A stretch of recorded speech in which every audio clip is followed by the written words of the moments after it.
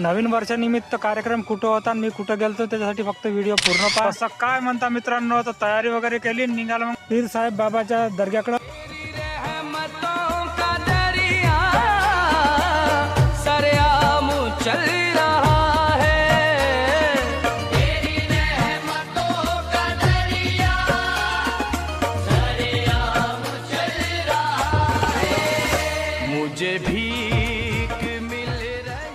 दर्शन वगैरे घेऊन झाल्याच्या नंतर मग बसलो जेवायला करायला. जेवण करून घेतल्याच्या नंतर दरवर्षीप्रमाणे याही वर्षी मोठ्या उत्साहात कार्यक्रम साजरा झाला. पूर्ण गाव महाप्रसादासाठी मोठ्या संख्येत उपस्थित असते. कार्यक्रम झाल्यानंतर भेटू आपण दुसऱ्या दिवशी.